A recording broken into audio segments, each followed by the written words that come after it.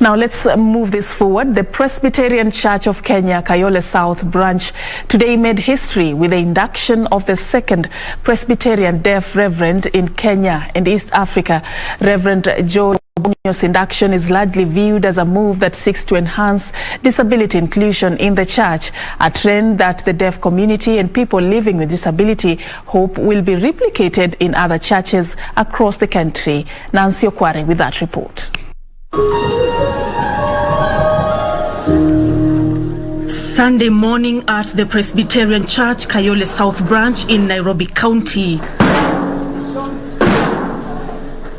Congregants are gathered here for a special service.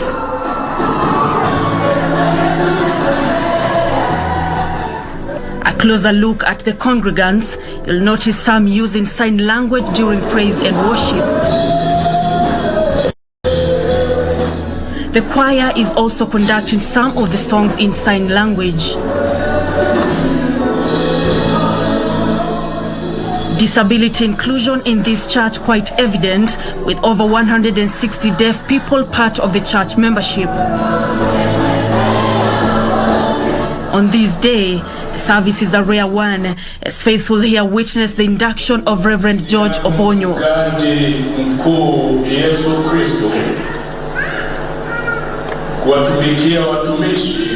Obonyo becoming the second deaf reverend for the Presbyterian Church in Kenya and East Africa. The church would want to reach all her people.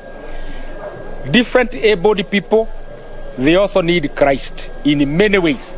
And therefore, the ministry and many others, we want men and women who are equipped by the Lord to go on and reach them. We have the deaf people, the people who are disabled differently. We have the blind there. So we continue to serve them with there. Being one community, we are going to care and encourage them that this is not the end. So as my role, I'm going to encourage everybody who is deaf in different places. Reverend Obonyo will be in charge of the deaf ministries in the Nairobi East area.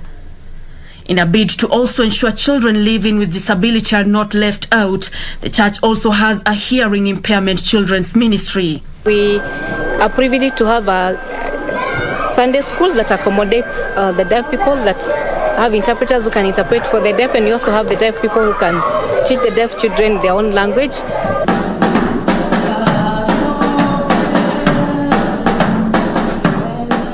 The congregants with hearing disability hoping this gesture will be extended to other churches in the country in furtherance of disability mainstreaming across the board.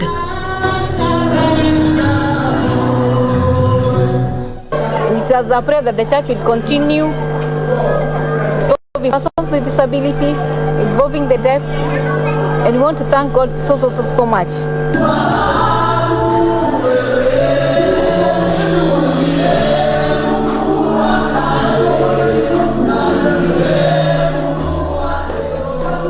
With the induction of Reverend George Obonyo, history has been written. It is a move that will see a more inclusive ministry where everyone counts. Nancy Okware reporting for Sunday Express from PCA Church, Kariobangi South.